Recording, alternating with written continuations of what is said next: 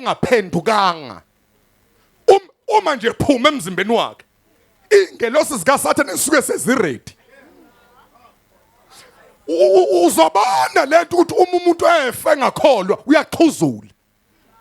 Umbone lokho usuke elwa ebona amadimoni esezomlanda eyomusa phakathi eseHades.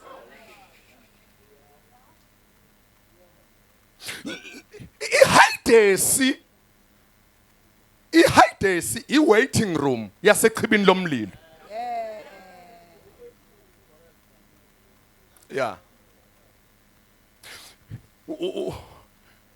Mhlambe uthi umoya ingcwele ngoLuka nampa babili isicebi noLazaro.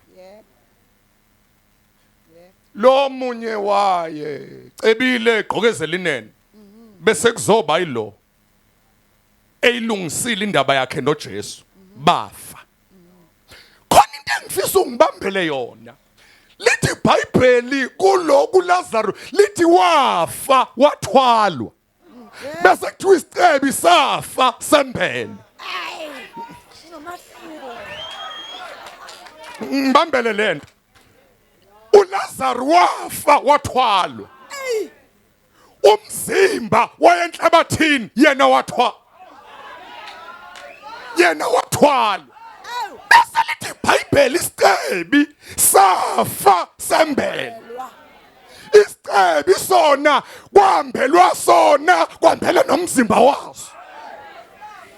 Walenza iphuthu lokuthi ufe ungaphendukanga. Lithi iBhayibheli sesiphakathi eHades. Lalela. Lapha eHades basashawa ilangabi. Abakaya echibini lomlilo. Ngicela ukubuza nina right nabasemakhaya. Uma water wothanda. Awu kanani niyageja. Ilangabi. Uma water wothanda. Ilangabi. Uma water wothanda. Ilangabi. Wathi ilangabi lani ngoba umngathi wathi umlilo ungakushisa. Lapha eHades basashawa ilangabi.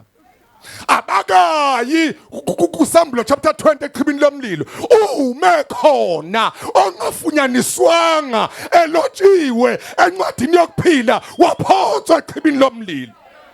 No okwamanje nje basashawa ilangabi.